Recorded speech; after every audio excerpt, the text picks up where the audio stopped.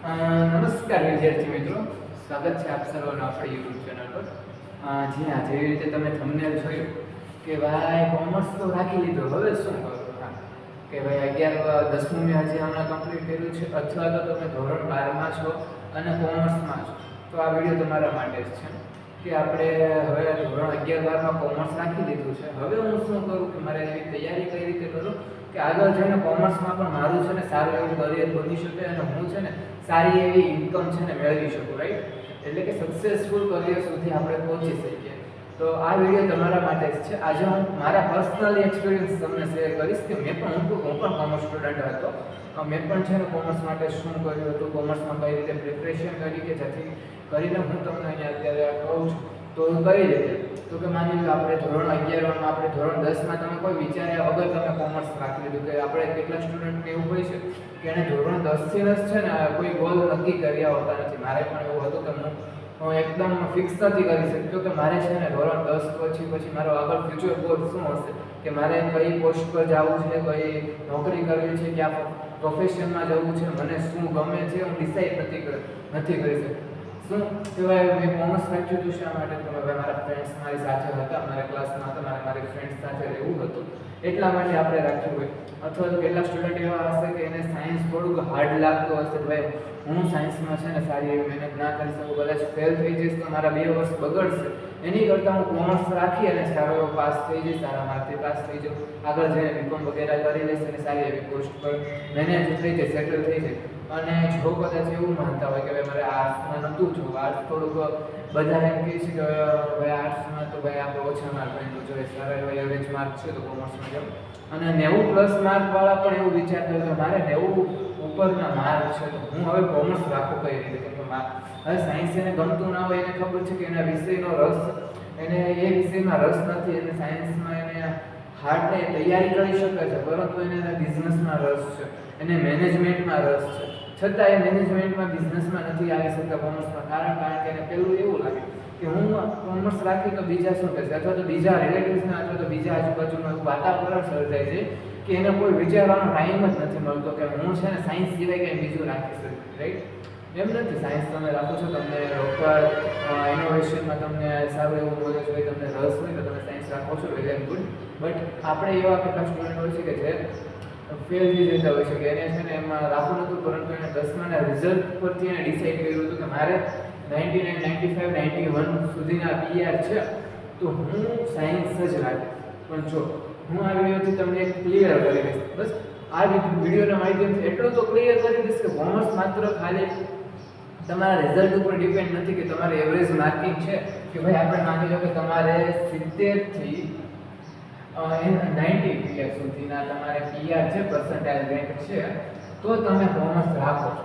એવું નથી, કોઈ આપણે એવા વર્ગથી નહીં કે ભાઈ આપણે આટલી એવરેજમાં હોય તો આપણે આર્ટ્સ રાખવું જોઈએ, આટલી એવરેજમાં હોય તો કોમર્સ રાખવું જોઈએ, અને આટલી એવરેજમાં આપણે માર્ક હોય તો આપણે સાયન્સ રાખવું જોઈએ. એવું નથી. હું શું કહું તો કે આપણે સ્ટાન્ડર્ડ 10th કમ્પ્લીટ કર્યું હતું, રાઈટ? ધોરણ 10 આપણે કમ્પ્લીટ કર્યું હતું ત્યારે આપણે શું વિચાર્યું હતું? કેટલા સ્ટુડન્ટના ગોલ નક્કી હશે કે મારે આગળ જઈને ડૉક્ટર બનવું છે, પાયલટ બનવું છે, જે કંઈ પણ બનવું હોય. બટ એવા સ્ટુડન્ટની વાત કરું છું જે નોર્મલ હોય છે કે એને કોઈ ગોલ સેટ જ નથી હોતું, એને બસ ખાલી આપણે ભાઈ સ્કૂલ ખુલશે તો હું મારી રીતે છે ચોપડા લઈ આવીશ અને એડમિશન લઈ લેશે 11 જે મારા દોસ્તાર લેતા હશે, જે મારા ફ્રેન્ડ સર્કલ હશે ત્યાં જ, રાઈટ? પણ જો ધોરણ 10 પછી તમે 11 કોમર્સ રાખી લીધું છે, હવે તમે ડિસાઈડ કરો છો કે તમારા માટે કોમર્સ બેસ્ટ છે કે નહીં, કે હવે કોમર્સ રાખી લીધું તો કોમર્સ રાખીને મેં કંઈ ભૂલ તો નથી કરી ને?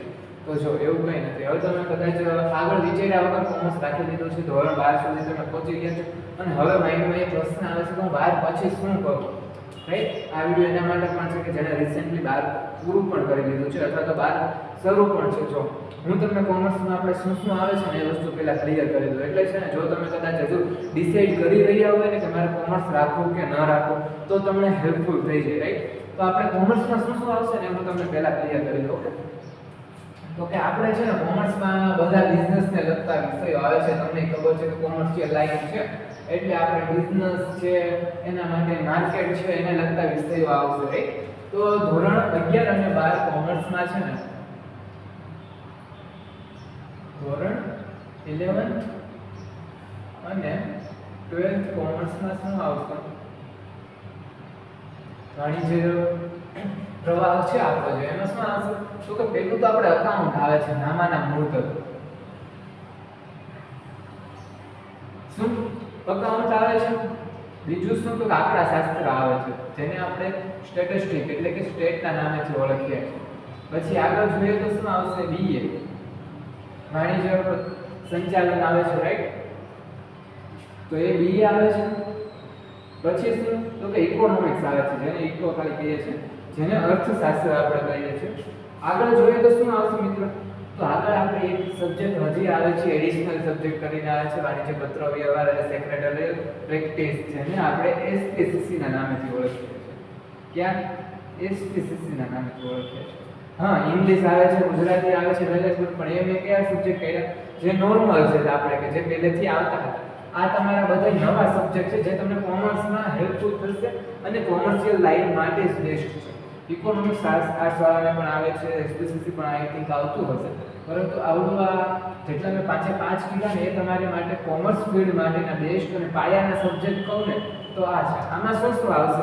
તો કે આ 5 સબ્જેક્ટો છે ને અલગ અલગ છે ને એનો ઇમ્પોર્ટન્સ છે કે આમાં તમે એક સબ્જેક્ટમાંથી નથી તમે આગળ જઈ અને તમારી ફિલ્ડ ચોઈસ કરી શકો છો કે તમને આમાંથી કયા સબ્જેક્ટમાં વધુ રસ છે. માની લો હું તમને એક એક્ઝામ્પલ આપું છું કે તમને અકાઉન્ટમાં સારો એવો રસ છે કે તમારું અકાઉન્ટ પાવરફુલ છે, તમને હિસાબ કિતાબ કરવા ગમે છે, ખાતા ગણવા ગમે છે, તો તમે અકાઉન્ટન્ટની અથવા તો બેન્કિંગની જોબ લઈ શકો છો, રાઈટ? તો હવે અકાઉન્ટન્ટની જોબમાં કઈ આવે? તો આપણે સીએ આવે છે, સીએમએ પછી સીએફએ વગેરે અત્યારે જે શરૂ થયા છે બીજા અધર કોર્સીસ, એટલે કે યુએસના તમે સીએ બની શકો છો, એટલે ત્યાંના અકાઉન્ટમાં તમે સંભાળી શકો એટલા માટેના બીજા અધર કોર્સીસ છે. અને આપણે અહીંયાનું જે સીએનું પ્રોફેશન છે ચાર્ટર્ડ એકાઉન્ટન્ટનું, તો એ પણ તમે બની શકો છો. સ્ટેટિસ્ટિક તમને સારું એવું આવડતું હોય, નોલેજ હોય, તો તમે આપણા શાસ્ત્રીય બની શકો છો, એના સ્ટેટ સબ્જેક્ટના પ્રોફેસર બની શકો છો કોલેજ અથવા તો સ્કૂલમાં. આગળ જોઈએ તો બીએ એટલે કે બિઝનેસ એડમિનિસ્ટ્રેશન, એટલે કે તમને બિઝનેસમાં તમને સારો એવો રસ છે કે બિઝનેસને મેનેજમેન્ટ કરવામાં સારો એવો રસ છે, સંચાલન કરવામાં તમે બીજા પાસેથી કામ કઢાવી શકો છો, તમે સારા એવા કોમ્યુનિકેશન એટલે સ્પીકર છો, તમે કોઈને શું કહેવાય કે આપણે ટીમ મેનેજમેન્ટ કરી શકો છો, તો તમારી માટે બીએ સારું પ્રોફેશન છે. સાથે સાથે ઇકોનોમિક્સ એટલે કે તમે માર્કેટ એનાલિસિસ કરી શકો છો, તમને ખબર છે કે તેજી મંદીના કારણો કયા છે એને તમે સમજી શકો છો, ફ્યુચર પ્રિડિક્શન કરી શકો છો કે ભવિષ્યમાં શું માર્કેટમાં થવાનું છે, મંદી જેવું અથવા તો કંઈ પણ એવું આવવાનું હોય કે જેથી કરીને તમે શરૂઆતથી જ એને કંટ્રોલ કરી શકો. તેવા ઇકોનોમિક્સમાં પણ સારા એવા તમે અર્થશાસ્ત્રી બની શકો છો. પછી તો કે એસપીસીસીમાં શું આવે? તો કે આપણે છે ને સીએસ એટલે કે કંપની સેક્રેટરીને લગતા જે કંઈ પણ બેઝિક નીતિ નિયમો છે, પત્ર વ્યવહાર એટલે કે કોમ્યુનિકેશન માટેના જે કંઈ પણ નીતિ નિયમો છે એ આપણને એસપીસીસીની અંદર આવે, એટલે કે કંપની સેક્રેટરીમાં આવે છે, રાઈટ? તો આ બધાના અલગ અલગ એના પોતાની ઇમ્પોર્ટન્સ છે. એટલે તમે એમ માની લેશો કે હવે 5 કોમર્સ છે, મારે ખાલી આ છે ને 5 કોમર્સ માટે કરવાના છે, પણ એવું નથી. આપણે એજ્યુકેશનનું એક ફ્રી ચાર્ટ બને છે, તમને ખ્યાલ હોય કે ના હોય હું તમને કહી દઉં છું, રાઈટ? એજ્યુકેશનનો ફ્રી ચાર્ટ ક્યાંથી બને? તો કે આપણે પહેલાંથી સિનિયર કેજી જુનિયર કેજી હું અહીંયા નથી લેતો, ધોરણ 1 થી કહું છું. અહીંયા એસટીડી એટલે કે સ્ટાન્ડર્ડ 1 થી 10th સુધી આપણે કોમન આપણે બધા સ્ટડી કરીએ છીએ. ઓકે, હવે ઇંગ્લિશ મીડિયમ સીબીએસઈ બોર્ડ અલગ હોય કોઈ વાંધો નથી. 1 થી 10 સુધી બધા આપણે સાથે સ્ટડી કરીએ છીએ, ઇંગ્લિશ મીડિયમ હોય, ગુજરાતી મીડિયમ હોય, પરંતુ અહીંથી આપણે છે ને ડિવાઈડ થઈ જાય છે. બધા ફ્રેન્ડ્સ બધા સ્ટુડન્ટ ડિવાઈડ થઈ જાય છે. હવે એ કઈ ફિલ્ડ? તો કે આપણે સાયન્સ છે, પછી તો કે કોમર્સ છે, પછી તો કે આર્ટ્સ છે, પછી તો કે આપણે ડિપ્લો છે, હજી આગળ તો કે આપણે આઈટીઆઈ છે, પછી સાથે સાથે એક્ટર્સ છે, પછી તો કે આપણે ફેશન ડિઝાઇનર છે, એવા આગળ કોર્સીસ હોય છે, નર્સિંગ વગેરે. તો એ રીતે આપણે અહીંથી ડિવાઈડ થઈ જાય છે આપણી સ્કિલના ડિપેન્ડ પર, રાઈટ? પરંતુ અહીંયાથી આપણે હજી આપણું માઇન્ડ એટલું ડિસિઝન લેવા માટે સક્ષમ ન હોય કે તમને કન્ફ્યુઝન હોય કે મારે આગળ જઈને શું કરવાનું છે. અને અહીંથી તમે કોઈ પણ સિલેક્ટ કરી લો છો તમારા ફ્રેન્ડ્સના અથવા તો તમારા કોઈ રિલેટિવ્સની એડવાઇસથી કે ભાઈ આવડું વગર તારા માટે બેસ્ટ છે. ઓકે, તો અહીંથી તમે કરી લો છો, પછી તમારી આંખ ઉભરે છે કે આ ફિલ્ડ તો મેં ચોઈસ કરતા કરી દીધું, પણ આ ફિલ્ડમાં મારે આગળ શું કરવું એ તો મને ખ્યાલ જ નથી, રાઈટ? તો હવે એનો જ રીતે આપણે જવાબ છે ને આ વિડીયોના માધ્યમથી હું તમને દેવા માંગીશ કે મેં જે રીતે મારું ડિસિઝન લીધું હતું ને એ રીતે તમે જોઈ શકો છો કે આપણે શું તો કે કોમર્સમાં જોઈએ તો કોમર્સમાં આગળ જઈને મેં જેમ તમને કીધું કે આટલી ફિલ્ડ છે તો આટલી ફિલ્ડમાં તમે સારા એવું તમારું કરિયર બનાવી શકો છો અને સાથે સાથે બીબીએ બીકોમ એમબીએ કરી માસ્ટર કરી તમે પણ એમાં પણ સારા એવા સેલેરી સાથે આપણું આગળનું કરિયર સેટ થઈ જાય છે પરંતુ વાત હતી આપણે 11-12 કોમર્સ રાખી લીધું પરંતુ એને કઈ રીતે ભણવું એટલે કે એમાં માર્કિંગ કઈ રીતના આપણે કરવું કે તૈયારી કઈ રીતે કરવી કેમ કે કોમર્સ એક એવો સબ્જેક્ટ છે એવી ફિલ્ડ છે જ્યાં તમે છે ને માત્ર 10મા સુધી તમે કદાચ દાખલાઓ બોયખા હશે એટલે કે રટ્ટો લગાડ્યો હશે પછી તો કે આગળ જઈને પ્રમેય છે તે એને બોયખા હશે 5-5 વાર લખીને યાદ રાખ્યા હશે પરંતુ કોમર્સમાં એ વસ્તુ નહીં ચાલે હા કોમર્સમાં તમે ખાલી વસ્તુ યાદ રાખવાની કોશિશ કરશો ને તો એ તમારા માટે કહું ને તો કે એ સારું ન કહેવાય કારણ કે કોમર્સ આખું જે ફિલ્ડ છે ને એ તમારી સ્કિલ ઉપર ડિપેન્ડ કરે છે શાના ઉપર તમારી સ્કિલ ઉપર એટલે કે માની લો કે તમે અકાઉન્ટ સબ્જેક્ટના આપણે કોન્સેપ્ટ જોશો કે તમે આનંદની વાત કરી કે આનંદમાં આપણે શું આવે છે કે ભાઈ ઉધાર અને જમા બે સાઈડ હોય છે એમાં આપણે શું કે આનંદ તો આપણે નોર્મલ સેન્ટેન્સ સ્વરૂપે લખીએ છીએ પણ તો ખાતા સ્વરૂપે તમને કહું છું કે ઉધાર સાઈડ આપણે શું તો કે આપણે બધા ખર્ચા લખીએ છીએ શું ખર્ચા અને જમા સાઈડ શું તો કે આવક અથવા તો ઉપજ હવે આ તમે શા માટે લખો છો કે આપણે ઉધાર સાઈડ જ ખર્ચા લખીએ તો શા માટે આપણે ઉધાર સાઈડ લખીએ હવે તમે ભોગવાની કોશિશ કરશો કે ઉધાર સાઈડ ખર્ચા અને જમા સાઈડ આવક મને યાદ રહી ગયું હવે કંઈ વાંધો નહીં હું પરીક્ષામાં લખી દઈશ પણ એ તમારા માટે નથી કારણ કે એની પાછળનું તમે રીઝન નહીં જાણો ને ત્યાં સુધી તમને હેલ્પફુલ નહીં થાય જો તમે આ રીતે તમે ગોખી રીતે તમે દાખલા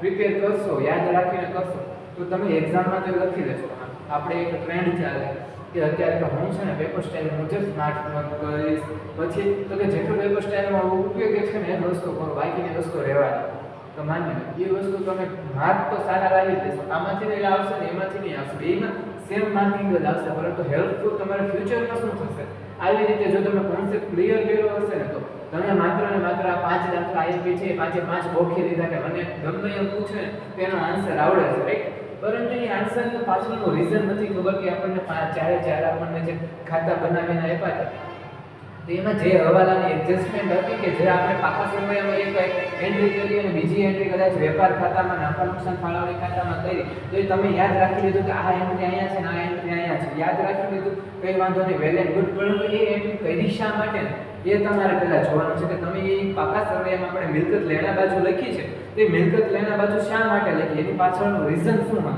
તો એ આપણે પહેલાં ક્લિયર કરવાનું છે રાઈટ હવે એ કઈ રીતે થશે એ આપણે નેક્સ્ટ વિડીયોમાં જોશું અત્યારે હું તમને ખાલી કહું છું અને બીજી વાત રહી કે આપણે બુક પ્રિપેર કરવાની રાઈટ કોપી આપણે જે ફેર બુક બનાવીએ છીએ કે એ બુક કઈ રીતે કરીએ તો હું તમને કહી દઉં એ બુકમાં છે ને શું કરવાનું મેઇન સબ્જેક્ટ અત્યારે હું અકાઉન્ટ છે તો અકાઉન્ટને ધ્યાનમાં રાખીને બધી વાત કરું છું એ જ રીતે તમે તમારી રીતે કરી લેશો કે આપણે બીએમાં કઈ રીતે તૈયારી કરવી સ્ટેટમાં કઈ રીતે કરવી રાઈટ તો અકાઉન્ટમાં શું કરવાનું પહેલા છે કોન્સેપ્ટની એક બુક રાખવાની શું કોન્સેપ્ટ એટલે શું કે આપણે જે ખાતા છે પછી તો કે આપણે જેમ કે બીજો ભાગ આવે છે 12માં આપણે જે આપણે કંપની એકાઉન્ટ માટે ઉપયોગી છે જેમાં શું તો કે અકાઉન્ટ પહેલું જે આપણે 11મું ધોરણમાં જે અકાઉન્ટ આવે છે એમાં અકાઉન્ટિંગ પ્રોસેસ વિશે કહે છે અને એમાં બેઝિક આપણે જે ફર્મના અકાઉન્ટ હોય છે એકલવ્યક્તિક પેઢી એના અકાઉન્ટ વિશે આવે છે પછી બીજું ભાગ 2 આવે છે સોરી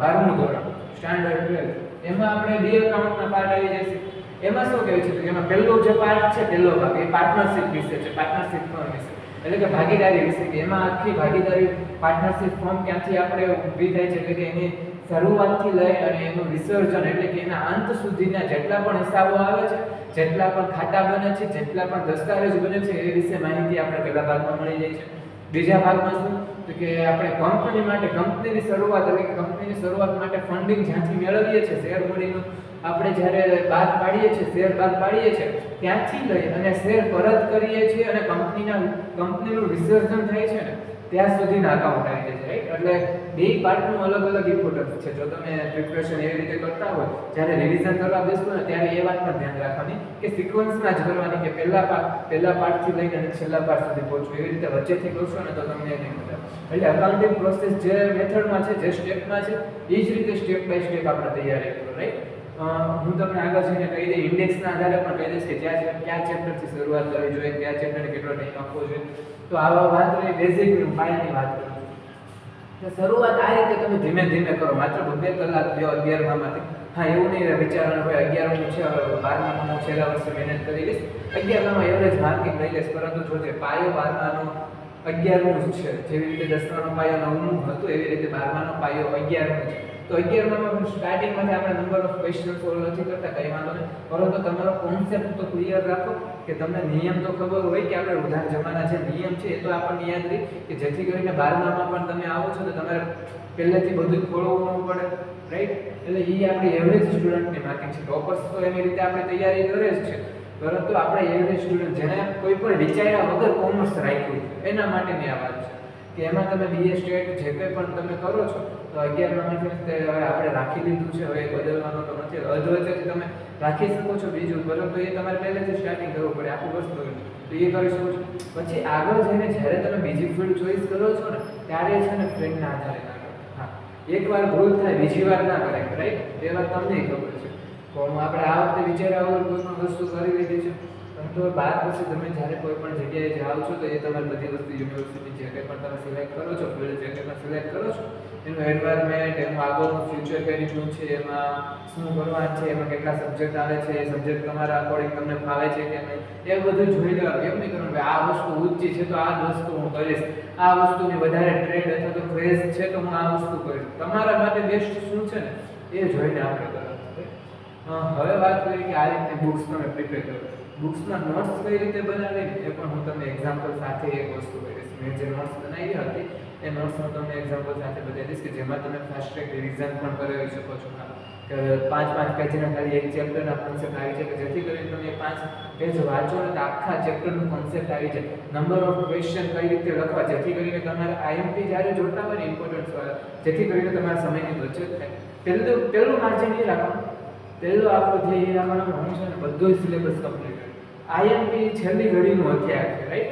છેલ્લી ઘડી આઈએમપી, પહેલેથી આઈએમપી નહીં વિચારતા, પહેલેથી તો હું છે ને મારે જેમ, કેમ કે અત્યારે સ્માર્ટ વર્ક જરૂરી છે આઈએમપી. એટલે કેટલાક એવા હોશિયાર સ્ટુડન્ટ એવું કરે કે ભાઈ પહેલા પાર્ટથી જ શરૂઆત કરી લે, કે ભાઈ હું છે ને પાસ્ટ ટાઈમના જેટલા પણ ક્વેશ્ચન છે ને એ અત્યારે કરી લે, બાકીની વસ્તુ રહેવા દો. પાસ્ટ ટાઈમ એટલે કે પાસ્ટ યર જેટલા પણ ક્વેશ્ચન છે ને ચેપ્ટર વાઇઝ ચેપ્ટરની સાથે સાથે કમ્પ્લીટ કરતો છે. વેલ એન્ડ ગુડ, એના ઉપર તમે ધ્યાન આપો છો, તમારી રીતે તમે સ્માર્ટ વર્ક કરો છો, પ્લાન બનાવો છો, પરંતુ શું કરવાનું, આખું ચેપ્ટર પહેલા કરી લેવાનું, પછી આપણે આઈએમપી કરવાનું. સ્ટાર્ટિંગથી એ નહીં કરવાનું, પહેલા તો સિલેબસ તો 100% કમ્પ્લીટ કરવાનું. આપણું પેપર કેટલા માર્કનું આવે તો ભાઈ 120. હા, તમે કહેતા હશે 120 માર્કનું કામ આવે, 100 માર્કનું આવે છે. આઈ નો લીગલી આપણને 100 માર્ક મળે છે, પરંતુ આપણે જોઈએ છીએ તો આપણને એડિશનલ એટલે કે વધારાના ક્વેશ્ચન મળે છે, જેમ કે 6માંથી 4 લખો, 5માંથી 3 લખો, એવી રીતે આપણને ક્વેશ્ચન મળે છે, તમને પણ ખ્યાલ છે. તો એ બધા આપણે પ્લસ કરીએ ને તો આપણને કેટલા માર્કનું ક્વેશ્ચન પેપર બને છે, તો કે 120 માર્ક જેટલા ક્વેશ્ચન પેપર બને, 100 પ્લસ માર્ક. તો આપણે યાદ શું રાખવાનું, 120 માર્કનું મારું પેપર આવે છે. માની કે તમને આવડશે ને તો કેટલું નહીં આવે, તો આપણે 20 માર્ક સુધીનું તમને ન આવડે, માની લો 120 માર્કનો ટાર્ગેટ રાખીને તમે ચાલો છો ને, કદાચ એક્ઝામમાં તમે સારી તૈયારી કરી છે, બધું છે, પરંતુ કદાચ તમને પ્રેશરના કારણે, ટેન્શનના કારણે છે ને 20 માર્ક સુધી તમને નથી આવતું. કેટલા? 20 માર્ક. એટલે વધુમાં વધુ તમે વિચાર કરો 5-5 માર્કના દાખલા, 5 એમસીક્યુ કાઢી નાખો, ત્યારે તમને 20 માર્ક સુધીનું નહીં આવડે, ત્યારે તમે તોય પણ તમારી પાસે 100 માર્ક આવે છે. કેટલા? 100 માર્ક વધે. નહીતર જો તમે ડાયરેક્ટ 100 ને ટાર્ગેટ રાખો તો મારા 100 માર્ક પેપર આવે છે, 100 લાવવાના છે, આવી રહ્યા છો. કારણ કે કદાચ જોડણી ભૂલ પડે, કોઈ ટાઈમે તમે વાંચ્યું હતું કે પૂછાય નહીં, અથવા તો યાદ ન આવે, તમારા કેલ્ક્યુલેશનમાં તમારે ટાઈમ મેનેજમેન્ટ ન થાય, કે ટાઈમ તમારે ઘટી જાય, તો એવું બધું થાય તો એના કારણે પણ માર્ક કપાઈ જાય, તો તમે પછી આવીને પૂછો છો 90 માર્કનું પેપર લખાય અને એમાંથી આવે પછી તો કે 80 ની અંદર. આ એવરેજ સ્ટુડન્ટની વાત છે. તો આવું નહીં કરવાનું. આપણો ટાર્ગેટ છે ને આ મોટો રાખવાનો. એટલે શું કે આપણે પેપર છે ને આટલા માર્કમાં આવશે, એટલામાંથી મારે એટલા લાવવાનું. એટલું ખોટું પડે ને તોય મારી પાસે એટલું તો વધે જ છે, રાઈટ? એટલા માટે એ વસ્તુ યાદ રાખવાની. પેપર જ્યાં સુધી તમે વધુ કવર કરવાની કોશિશ કરશો ને ત્યારે એમાંથી થોડુંક કવર થાય. એટલે પેપર આપણે એ રીતે રાખવાનું. અને બીજી રીતે કઈ રીતે તૈયાર? ચેપ્ટર વાઇઝ છે ને સેલ્ફ સ્ટડી એટલે સેલ્ફ ટેસ્ટ એક લઈ લેવાની. આપણી આ ચેનલને તમે સબસ્ક્રાઇબ કરી લેશો ને તો હું તમને છે ને એક શોર્ટ્સ વિડીયોના માધ્યમથી છે ને એક ટેસ્ટ સિરીઝ સ્ટાર્ટ કરાવી દઈશ, જેમાં છે ને આપણે વીકલી ટેસ્ટ મારા અંદાજે આપણે જે પણ પીવાયક્યુ અથવા તો સ્માર્ટ રીલ્સ વાળા જે છે એના આધારે આપણે ટેસ્ટ શરૂ કરી દઈશું. એનું સોલ્યુશન કઈ રીતે રહેશે કે આપણે તમારે સેલ્ફ ટેસ્ટ રહેશે કે આપણે જ્યારે હું તમને શોર્ટ વિડીયો અથવા તો લાઈવ થઈ જાઉં ત્યારે તમને ક્વેશ્ચન આપી દઈશ, પછી તમારી રીતે તમારા આટલા કલાકમાં એ ટેસ્ટ સોલ્વ કરી અને જ્યારે લાસ્ટમાં હું તમને આન્સર એટલે કે આન્સર કી આપી દઉં ત્યારે તમારે સરખાવી લેવાની. તો એ તમારી માટે છે. એમાં તમને કોઈ જોવા નહીં આવે કે તમને કોઈ પૂછવા નહીં આવે કે કેટલા માર્ક છે. એટલે આપણે પૂરી પ્રામાણિકતાથી ટેસ્ટ લઈ દેવાનો. તો જો તમને મને આ વિડીયોમાં રિસ્પોન્સ તમારો સારો મળશે તો આપણે એ પણ એક છે જે સ્ટાર્ટ કરીશું. હવે આવી ગઈ 11th અને 12th, સોરી હવે 12th ની વાત કરું છું. હવે 11th વાળા જે સ્ટુડન્ટ છે જેને 10 પછી રાખ્યું છે કોમર્સ, એ જઈ શકે છે. વિડીયોને લાઈક કરતા જજો, સબસ્ક્રાઇબ કરતા જજો. હવે વાત કરું છું માત્ર 12th ના જેનું છેલ્લું વર્ષ છે. હા, કેમ કે આ વર્ષ જો તમે ચૂકી ગયા, આ રિઝલ્ટ તમે ચૂકી ગયા તો પછી કંઈ નહીં થાય. આમાં તમે થોડુંક એવા માર્ક માટે રહી ગયા અને પછી ખોટો અફસોસ કરો કે ભાઈ મેં છેલ્લા વર્ષે થોડીક મહેનત કરી દીધી હોય તો સારું હતું. હું પણ મારા ફ્રેન્ડ્સની સાથે હોત, એની સાથે હોત, એની સાથે સારી એવી કોલેજમાં મારું એડમિશન મળી ગયું હોત, સારી એવી હોસ્ટેલમાં એડમિશન મળી ગયું હોત, હું સારી એવી ફિલ્ડમાં હોત, સારી એવા પોસ્ટ પર હોત. તો એના માટે છે કે 11th અને 12thમાં શરૂઆત કરી તો અકાઉન્ટથી. તો અકાઉન્ટમાં શું છે, પાર્ટ 1માં મેં તમને જેમ કીધું પાર્ટનરશિપ છે, પાર્ટ 2માં કંપની એકાઉન્ટ રાખેલું કે ખાલી અકાઉન્ટ રાખેલું ચાલે, અને આમાં છે પાર્ટનરશિપ.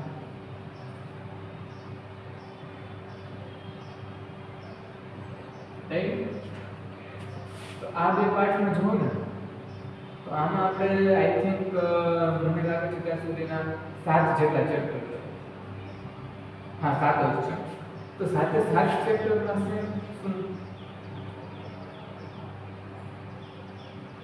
ભાગીદારી વિષય પ્રવેશથી લઈ અને ભાગીદારીનું વિસર્જન, હા, ત્યાં સુધીના 7 ચેપ્ટર છે.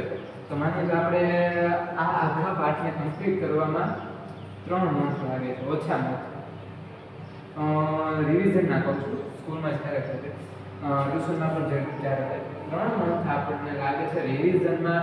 એટલે કે ડેઈલી તમે દિવસની છે ને ડેઈલી છે ને કેટલી કે 2 કલાક આપો ને 2 અવર્સ ત્યારે તો એક ચેપ્ટર પાછળ તમને કેટલી બધામાં કેટલા મળે? તો કે આને હું પાછા આપણે એમ કહીને બરોબર 3 મંથ લાગે છે એને પાછા 25 દિવસ, ચાલો 5 દિવસ તમારી માટે છૂટી નહીં પણ એવરેજ કહું છું કે મિનિમમ એટલી તૈયારી કરવાની, એટલા માટે 25 દિવસ મેં રાખ્યા. 5 દિવસ કદાચ તમારે કોઈ ઇમરજન્સી છે, બિઝી થઈ ગયા છો તો 25 દિવસ રાખ્યા, રાઈટ? 25 ડેઝ એટલા દિવસ તો મહિનામાં હોય તો ઓછામાં ઓછા 28 આવે છે એટલે 25 નું તો તમારે એવરેજ સારી જ કહેવાય, રાઈટ? તો 25 દિવસ મળે છે એક મહિનામાં. એમાંય પાછા 2 કલાક એટલે 2 કલાક એટલે કે 50 આમાંથી, રાઈટ? એટલે 75 દિવસ અને 75 દિવસ એટલે 3 મહિનામાં આપણને કેટલી તો 150 કલાક મળે.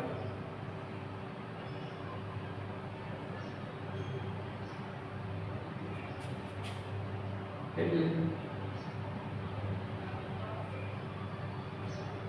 150 કલાક મળે એટલે કે ટોટલ 75 દિવસ મળે છે. એક પાર્ટમાં તમારે રિવિઝન કરવાનું છે, ખાલી એક ચેપ્ટર ના કહું છું, 75 દિવસ મળે છે. વધારે થઈ જાય છે સારી વાત છે, આનાથી ઓછું ન થવું જોઈએ, યાદ રાખવાનું, રાઈટ? તો 150 કલાક થઈ, 150 કલાકમાં આપણે શું તો કરે 2 કલાક થઈ, તો એમાં આપણે બધાને ડિવાઈડ કરી દઈએ તો આપણને છે ને 150 એટલે કે એવરેજ માર્કિંગ જોઈએ તો 21 કલાક જેટલું. એક ચેપ્ટર મેં તમારે ક્લિયર કરવામાં 21 કલાક મળે. હવે આમાં કદાચ તમારે ટેસ્ટ આવી જાય છે તો એ દિવસે તમે માત્ર ટેસ્ટની તૈયારી કરો છો, વાંધો નહીં. એટલા માટે જ્યારે 5-5 દિવસ કાઢ્યા. અને આમાં પણ પાછું જોયું તો માત્ર આપણે 6 મહિનાનો નથી આવતો ટાર્ગેટ, રાઈટ? આમાં એ જ રીતે હું કહું છું. પણ આમાં આપણે પાર્ટ 2 માં આપણે શું કે આ જ્યારે આપણે કરતા હોઈએ ને પાર્ટ 1 ત્યાં સુધી આપણે પાર્ટ 2 ને યાદ નહીં કરવાનું, પાર્ટ 2 કરતા હોય ત્યાં સુધી પાર્ટ 1 ને યાદ નહીં કરવાનું, રાઈટ? એટલે શું કે તમારે છે ને બે કન્ટિન્યુઅસ દિવાળી પછી પાછું પાર્ટ 1 ને છે ને થોડું ભલે ટાઈમ ઓછો કરી નાખો, રોજ અડધી કલાક જોવો છો, 15 મિનિટ પણ જોવો, પણ પાર્ટ 1 ઉપર રોજ એક નજર તો નાખી જ દેવાની. નહીતર છે ને આ બધું ભૂલાઈ જાય, કેમ કે આ બે વસ્તુ અલગ છે જેમ મેં તમને કીધું. એટલે તમે આ કરશો એટલે તમે એમ માનીને ચાલશો કે હું પાર્ટ 2 કરું છું એટલે મને થોડું યાદ રહેશે, પરંતુ બે વસ્તુ અલગ છે. એટલે પાર્ટ 1 ઉપર પણ એક નજર રાખતી જવાની. પાર્ટ 2 આપણું કંપની એકાઉન્ટ આવ્યું તો એમાં આપણે શું, તો એમાં આપણને 6 ચેપ્ટર મળે છે. કેટલા? 6 ચેપ્ટર મળે છે. હવે 6 ચેપ્ટરમાં શું આગળ કરવાનું, તો કે 6 ચેપ્ટરને ડિવાઈડ કરી દેવાના. આપણે જે 3 મંથ મળે છે 25 દિવસ, કેટલા? 25 દિવસના 3 મંથ મળે છે. તો એમાં કેટલા મળશે કે 150 કલાકમાં કેટલા? 6. એટલે આમાં એક ચેપ્ટર ઘટે છે એટલે એવરેજ માર્કિંગ રાખીએ તો 25 કલાક જેવું કરી નાખું છું, રાઈટ? 25 કલાક એક ચેપ્ટરમાં મળે છે. અને કંપની એકાઉન્ટ આમાં પછી તમે ટ્રાન્સફર કરી શકો છો કે તમને કોઈ ઈઝી ચેપ્ટર છે, નાનું એવું ચેપ્ટર છે તો એમાં ઓછી કલાક અને બીજામાં વધારે કલાક લઈ જશો, વાંધો નહીં. પણ આમે તમે એવરેજ માર્કિંગ કીધું કે મિનિમમ આટલી કલાક તમારે દેવાની આવે. હવે આમાં શરૂઆતમાં તમે કોન્સેપ્ટ ક્લિયર કરો, પછી નંબર ઓફ ક્વેશ્ચન કરો. હવે જો તમે કહેતા હશો કે આમાં તમારે ટાઈમ વયો ગયો, મારે પછી મારી રીતે કરવી હોય તો જો મેં એવી રીતે તમને આ કેલ્ક્યુલેશન કરી દીધું કે તમે છે ને તમારી રીતે જ સાથે તૈયારી કરી શકો. કારણ કે એવી રીતે હું તમને એમ નથી કરવા માંગતો કે હું કહું ને એ જ રીતે આ તમારી એવરેજ માર્કિંગ નથી કે મિનિમમ તમે આટલું કરો, પછી હું જો આજે આપણે કેટલા મહિના વધે છે અને કેટલી વસ્તુ વધે છે ને તો હું તમને એ જણાવી દઈશ. કે માની લો કે હવે છે ને આપણે જૂનથી શરૂઆત કરીએ છીએ કે જૂનથી આપણે સિલેબસ સ્ટાર્ટ થઈ જાય છે. તો મે, જૂન, જુલાઈ, ઓગસ્ટ, સપ્ટેમ્બર, ઓક્ટોબર,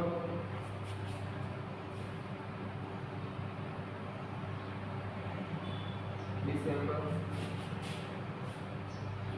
જાન્યુઆરી, ફેબ્રુઆરી, માર્ચ અમારી એક્ઝામ, રાઈટ? 3 મહિના અહીંયા ને લીધા, આ 3 મંથ લીધા આપણે. હેન્ડરાઇટિંગ થોડી ક્લાસ માટે આપણે ટાઈમ થોડો ઓછો. ફેબ્રુઆરીને લેવા દઉં છું, અહીંયા 3 મહિના આવું છું, નવેમ્બર અને ડિસેમ્બરથી, રાઈટ?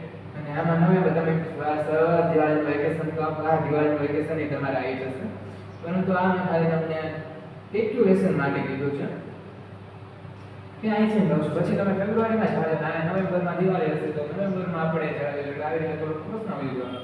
21 દિવસ દિવાળીમાં સાવ તમે ચોપડા મૂકીને જો 5 દિવસનો આપણો તહેવાર હોય, 6-7 દિવસનો, એ ટાઈમ પર તમે બેસો, બાકીના ટાઈમ પર ફ્રી હોય તો તમે કરી શકો છો. કારણ કે છેલ્લું વર્ષ છે તૈયારી કરવા માટે, એટલા માટે મોજ કરો, તહેવારની મજા લો, સાથે આપણું સિલેબસ અથવા તો સ્ટડી સ્ટાર્ટ રાખવાનું, રેડી સ્ટાર્ટ રાખવાનું, રાઈટ?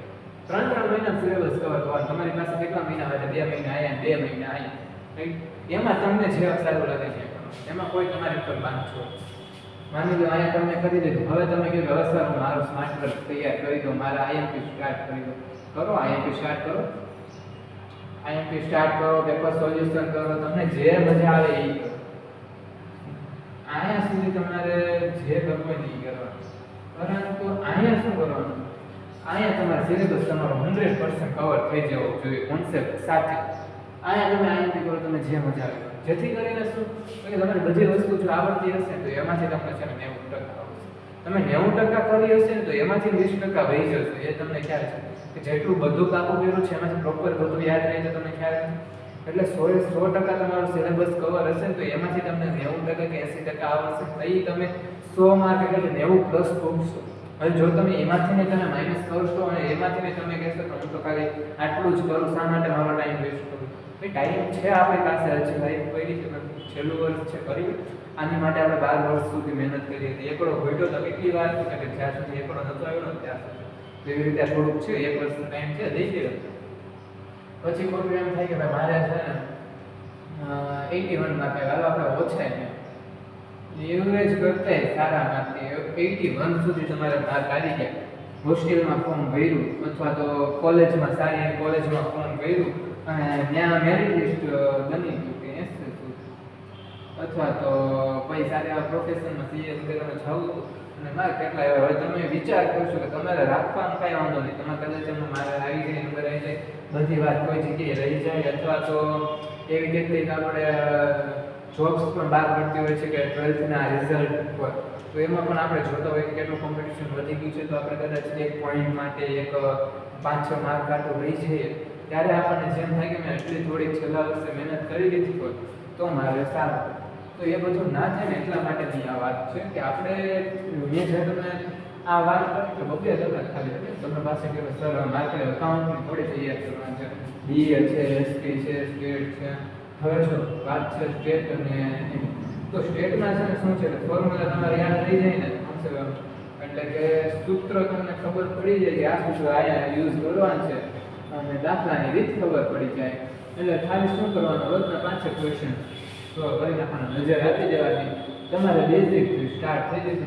બે પાર્ટ છે જે બે પાર્ટમાં સંભાવના થોડું કેવડાવે, સંભાવના મને થોડું કેવડાવતું હોય એટલે વાત છે કે પ્રોબેબિલિટી થોડું કેવડાવે ત્યારે વાત થાય, પરંતુ બાકી બધા ચેપ્ટર ઇઝીલી કવર થઈ જાય. આમે તમે એક્ઝામ્પલ 2 કલાક અકાઉન્ટમાં આપો, પછી તો કલાક બીજા થિયરી સબ્જેક્ટમાં આપો. થિયરી સબ્જેક્ટમાં શું હોય, પાઠ તો તમને યાદ જ છે, એમાં તમે ક્વેશ્ચન કરો છો કોઈ વાંધો નહીં, પાઠ તો આપણે ગુજરાતી આપણે પહેલેથી બોલીએ છીએ એટલે ખ્યાલ છે, એમાં તમારે વાક્ય આખો પાઠ વાંચવાની જરૂર નથી, એમાં તમે ક્વેશ્ચનની ડાયરેક્ટ પ્રેક્ટિસ કરો છો વાંધો નહીં. પરંતુ એમાં પણ યાદ રાખવાનું કે એમસીક્યુ પૂછાય છે તો એમસીક્યુ કઈ રીતના છે, એમસીક્યુમાં પણ સ્માર્ટ ટ્રિક્સ યુઝ કરવાની કે એક એમસીક્યુમાં બાકીના 4 એમસીક્યુ જે ઓપ્શન આવે છે તો એ ઓપ્શન શા માટે એમાં મૂક્યા, એ ઓપ્શનને રિલેટેડ બીજા કોઈ ક્વેશ્ચન બને છે કે એવા આપણે થોડાક સ્માર્ટ ટ્રિક્સ યુઝ કરવાની જેથી કરીને આપણે અટવાઈ ન જોઈએ અને એમસીક્યુમાં વધુ પડતા માર્ક થતા હોય. કારણ કે આપણે જાણીએ છીએ કે નીચેનામાંથી કઈ વસ્તુ છે કે નથી એ ક્વેશ્ચન જ્યારે આવે ને તો એ આપણે કદાચ ટ્રેસમાં હોય અને નથી શબ્દ ભૂલાઈ જાય તો આપણે જે હોય એના ઉપર ટીક કરી દઈએ અને ક્યારેક હોય એવું ન હોય એના ઉપર ટીક કરી દઈએ, તો એ આપણે ક્યારેક તો વિડીયો લાંબો ન બને એટલા માટે અહીંથી આપણે એન્ડિંગ કરીએ છીએ. 12થમાં મેં તમને કહી દીધું કે આ રીતના આપણે આગળ પ્રિપરેશન કરવાની આવશે. 11th રાખી લીધું, હવે તમને એક ક્લિયર થઈ ગયું છે કોમર્સ રાખ્યો, તમારે તૈયારી કઈ રીતે કરવાની, બુક પ્રિપરેશન કઈ રીતે કરવાની, ફિલ્ડ આગળ કઈ છે અને હવે એ ફિલ્ડમાં તમારે જો કદાચ કોમેન્ટમાં જણાવી દેવાનું કે મારે આ ફિલ્ડનું થોડી વધારે પડતી ઇન્ફોર્મેશન જોઈએ છે, સીએસ મને ખ્યાલ નહીં હોય તો પણ હું છે ને એ ઇન્ફોર્મેશન કલેક્ટ કરી અને તમારી સુધી પહોંચાડી દઈશ. કારણ કે મને ખ્યાલ હતો કે જ્યારે મેં સીએ રાખ્યું હતું ત્યારે મને ખ્યાલ નહોતો કે મારે સીએમાં શું કરવાનું છે, સીએમાં કયા સ્ટેજ આવશે, કેટલી એક્ઝામ આવશે. એટલે એવા કોઈ સ્ટુડન્ટ છે કે એને ખાલી એક પ્રોફેશન જેમ કે આપણે ડૉક્ટર છે બનવું છે, મને ખ્યાલ છે પરંતુ ડૉક્ટર બનવામાં કેટલા સબ્જેક્ટ આવે છે, કયા વિષય આવે છે, એના પાછળ કેટલી એક્ઝામ આવે છે ખ્યાલ નથી. યુપીએસસી ક્લિયર કરવું છે તો યુપીએસસીમાં કેટલી એક્ઝામ આવે છે, એ એક્ઝામનું મટીરિયલ્સ ક્યાંથી મળે છે, બેન્કિંગમાં આપણે સારી એવી પોસ્ટ ઉપર જવું છે તો બેન્કિંગનો સિલેબસ શું છે, બેન્કિંગની એક્ઝામ ક્યારે આવે છે, બેંકની એક્ઝામ કઈ આવે છે, કઈ પોસ્ટ આવે છે, તો એ વિશે જો તમારે ઇન્ફોર્મેશન જોતી હોય તો મને છે ને નીચે કોમેન્ટ બોક્સમાં જણાવી દેજો કે મારે આ વિશે મને ખ્યાલ નહીં હોય તો હું છે ને એની વિશે થોડુંક ઇન્ફોર્મેશન લઈ અથવા તો એ પોસ્ટ પર આપણા કોઈ જાણીતા અથવા તો રિલેટિવ્સ કોઈ વ્યક્તિ હશે તો એને પાસેથી આપણે થોડુંક એવું નોલેજ અથવા તો ઇન્ફોર્મેશન લઈ અને એ ઇન્ફોર્મેશન તમને પ્રોવાઈડ કરવાની કોશિશ કરીશું. તો આપણે આ એડવાઇસનો વિડીયો કે આટલું બેઝિકથી તમે સ્ટાર્ટ કરશો તો તમે સારી માર્કિંગ અને સારું એવું કરિયર બનાવી શકો છો. બાકી આપણે આપણી સેલ્ફ સ્ટડી ઉપર ધ્યાન રાખવાનું, બીજે ક્યાંય ભાગદોડ ચાલે છે એના ઉપર નજર નહીં રાખવાની, ફોકસ આપણા ગોલ પર હોવું જોઈએ. તો આપણે શું તો કે આપણે કંઈ નહીં મોટિવેશન મળે છે તો મોટિવેશન રાખવાનું, પરંતુ ડિસિપ્લિનને પહેલાં રાખવાની કે દરરોજ ધ્યાન. પછી મોટિવેશનમાં ખબર છે કે 5 દિવસ થાય અને 3 દિવસ ન થાય, ટાઈમ ટેબલ બનાવશો ફોલો થાય 5 દિવસ અને બાકીના દિવસ નથી. મને ખબર છે મેં કેટલા ટાઈમ ટેબલ બનાવ્યા ને કેટલા ટાઈમ ટેબલ ફેલ છે. કારણ કે ટાઈમ ટેબલ 5 દિવસ રહી નવું હોય ત્યાં સુધી થાય પછી એમ થાય કે ભાઈ હવે કલાક મેં રાખ્યું હતું ઇકોનોમિક્સમાં, હજી તો મારી પાસે આખી રાત પડી, રાતે આમ કવર કરે પણ એ રાતે પછી કવર ન થાય, વહેલે સવારે એમ થાય કે રાતે હવે અત્યારે મને નીંદર આવે છે સવારે વહેલા ઉઠી જઈશ, સવારે વહેલા ઉઠી અલાર્મ વાગે અલાર્મ બંધ કરી પાછા સુઈ જઈએ, એવું બધાને થાય. પરંતુ એવું ના થાય એટલા માટે ફરી વખત કહી દઉં છું ડિસિપ્લિન રાખવાની, જ્યારે જેટલું કરવું હોય ઓછાથી શરૂઆત કરો, ઓછું તો દરરોજનું રાખવાનું, વધારે તમે કરો છો એ વેલે. તો આ વિડીયો જો તમને પસંદ આવે તો થેન્ક યુ અને આપણે આ વિડીયોને લાઈક કરી દેજો, નીચે સરસ મજાની કોમેન્ટ કરી દેજો અને સબસ્ક્રાઈબ બટન ઓન કરી અને bell icon on. Okay, thank you.